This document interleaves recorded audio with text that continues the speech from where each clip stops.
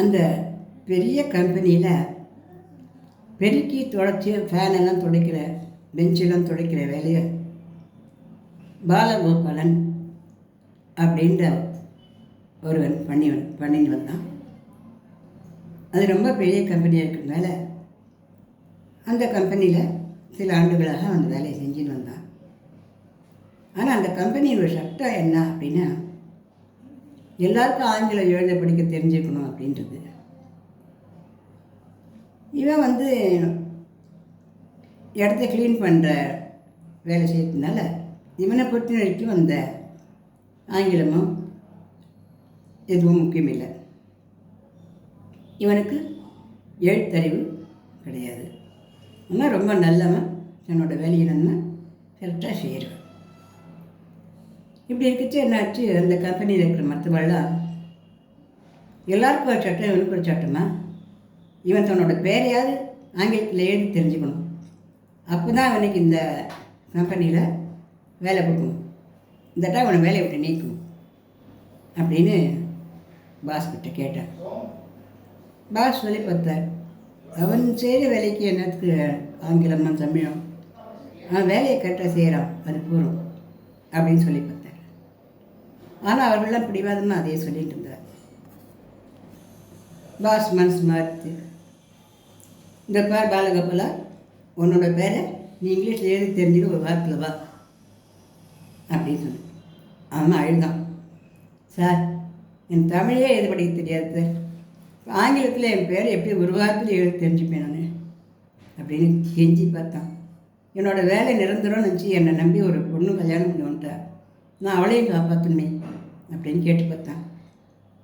ஆனால் அவரும் ஒரு வாரம் கழிச்சு நீ வா, நீ உன் பேரை எழுதி காட்டினீங்கன்னா நீ கண்டினியூ பண்ணலாம் அப்படின்னு சொல்லிட்டேன்.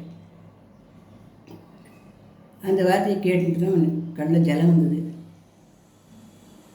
அது மாலை பொழுது கம்பெனியை விட்டு ரொம்ப வேதனையாக வெளியில் வந்துட்டு இருந்தான். அவன் ரொம்ப வேதனையாக சோதனையாக கவலையாக இருந்துச்சுலாம் சுட சுட ஒரு கப் டீ சாப்பிட்றது வழக்கம். இப்போ டீக்கு எங்கே போவான், அங்கே எங்கேன்னு டீ கடை இருக்கா அப்படின்னு பார்த்துட்டே வந்தான். ரொம்ப தூரம் 4-5 சாலைகள் கடந்து வந்ததுக்கப்புறம் டீ கடையும் இல்லை, ஒன்றும் இல்லை, வீடே வந்துடுது. அவனோட வாடின முகத்தை பார்த்து அவனோட மனைவி, என்ன நடந்தது, ஏன் இவ்வளோ கவலையாக இருக்கும்ப்பான்னு கேட்டார். இல்லைம்மா, இந்த மாதிரியா நான் என்னோடய கம்பெனியில் பாஸ் எனக்கு எழுத படிக்க தெரியாததுனால வேலையை வேண்டான்னு சொல்லிட்டார். நீ நான் என்ன எப்படி படிக்க போகிறேன், எனக்கு படிக்க தெரியாத இந்த குறையே என்னுடைய வாழ்க்கையை குறைச்சி விட்டேன். அவன் மனைவி ரொம்ப நல்ல கெட்டிக்காரி.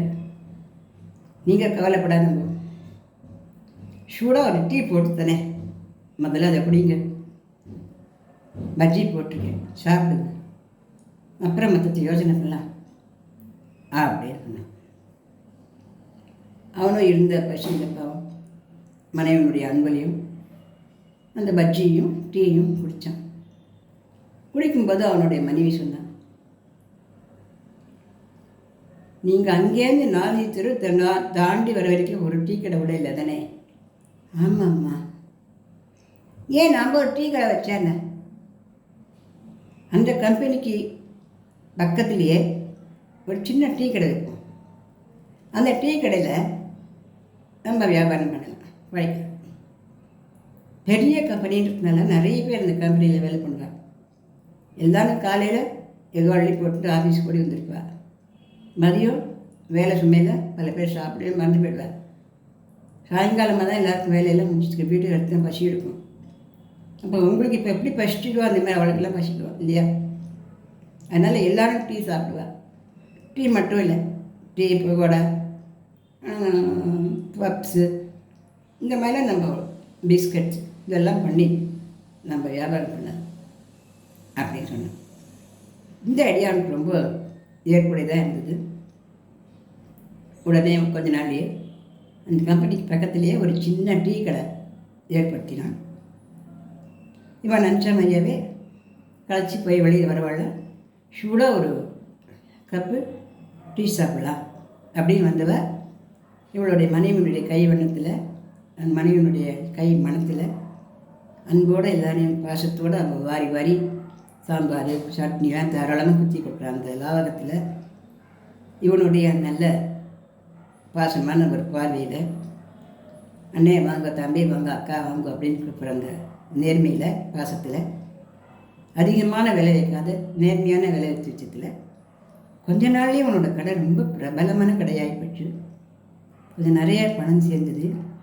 இவன் அதையே கொஞ்சம் பெரிய ஒரு கடையாக வச்சான். இப்போ அதில் காலை வேளையில் சுட சுட பொங்கல், ஊத்தப்பம், இட்லி, சட்னி, மாலையில் டீ, பகோடா, இந்த மாதிரிலாம் நிறைய உழைப்பு போட்டு அவன் மனைவியும் அந்த கடையை உறுதி பண்ணிட்டான். கடை ரொம்ப பெருசாக போச்சு. 4 பெஞ்சுகள் 4 சேர்கள் வாங்கி போட்டு கடையில் வேலை பார்க்கறதுக்கு ஆட்களையும் போட்டு கடை ரொம்ப நல்லா வர ஆரம்பிச்சிடுது. அப்போது ஒரு நாள் அந்த கம்பெனி முதலாளி எனக்கு சூடாக இருக்கா டீ வேணும் போல இருக்குது அப்படின்னு ஆஃபீஸ் பியூன்ட்டு சொல்லி அனுப்பேன். இந்த கடையில் டீ வாங்கி போய் கொடுத்தா, பிரமாதமாக இருக்குது இந்த டீ, அமிர்தமாக இருக்குதே, இன்னொரு கப் வாங்கிப்பா அப்படின்னு சொன்னேன். இன்னொரு கப் வாங்கிட்டு கொடுத்தேன். யார் இங்கே கடை வச்சுருக்குது, ரொம்ப நல்லா இருக்கே, சாயங்காலம் அந்த ஹோட்டலில் போய் பார்க்கணும் அப்படின்னு சொன்னார் அவர். ஏன்னா அவ்வளோ நல்லா இருந்தது அந்த டீ. அதனால் சாயந்தரம் ஆனதும் ஒரு அந்த கடைக்கு போய் பார்த்தா அந்த மணக்கடை அங்கே இவன் உட்காந்துட்டுருக்கான். நீ எப்பா பலபல, நீ ஒரு கையெழுத்து போட தெரிஞ்சிருந்தா நான் உனக்கே மேலே பதவிகளை கொடுத்துருப்பேன்ல அப்படின்னு. ஐயா, நீங்கள் எனக்கு ரொம்ப நல்லது பண்ணியிருக்கீங்க. நான் கையெழுத்து போட தெரிஞ்சிருந்தா நீங்கள் மேலே பதவி கொடுத்துருப்பீங்க இல்லைன்னு சொல்லலை. ஆனால் நான் இவ்வளோ தூரம் வயர்ந்து வந்திருப்பேனான்றது சந்தேகம்தான். என் குறைய நீங்கள் சுட்டி காட்டினதுக்கோசரம் நான் கஷ்டப்படலை. ஆனால் என்னால் முடியாத ஒரு செயலை சொல்லி என் குறைய நீங்கள் மனசை கஷ்டப்படுத்தி வேலையும் வேண்டாம்னு சொல்லிட்டீங்களே, அது நினச்சிட்டு தான் எனக்கு கஷ்டமாக இருந்தது. ஆனால் அந்த குறையில ஒரு நிறையாகி போச்சு. என்னென்ன, நான் ரொம்ப பசியும் பட்டினியுமா வீட்டுக்கு வந்தேன். அப்போ என் மனைவி சொன்னான், நீங்கள் வர வழியில் ஒரு டீ கடை கூட இல்லையா, ஏன் இவ்வளோ களைப்பாக வரங்க, ஒரு டீ பிஸ்கெட்டும் சாப்பிட்டு வரலாமேன்னு கேட்டா. அப்போ தான் டீ கடை இல்லைன்னு சொன்னேன். என் மனைவிக்கிட்ட ஐடியாவில் தான் டீ கடை ஆரம்பிச்சு, இது நல்லா போயிட்டுருக்கு அப்படின்னு சொன்னேன். பாசு ரொம்ப வருத்தத்தோடு, நான் உனக்கு குறைன்னு சொல்லி எதை சொன்னேனோ அந்த குறையே நீ ஒரு நிறைய ஆக்கி காமிச்சிட்டுடா, கெட்டிக்காரண்டா நீ, என்னை மன்னிச்சுக்கூட அப்படின்னு சொன்னாரான் அந்த பாசு. இந்த கதையிலேருந்து என்ன புரிஞ்சுக்கலாம் அப்படின்னா, குறைகள் நிறைகள் எல்லாரும் மனுஷாக்கிட்டையும் இருக்கிறது தான். அந்த குறையே நினச்சி நம்ம உட்காந்துக்கூடாது. அந்த குறையை ஒரு நிறையா மாற்ற முடியுமா அப்படின்னு நம்ம முயற்சி பண்ணோம்னா நிச்சயமாக அந்த கதையில் வந்த மாதிரி நம்ம ஒரு நல்ல பலன்களை அனுபவிக்கலாம்.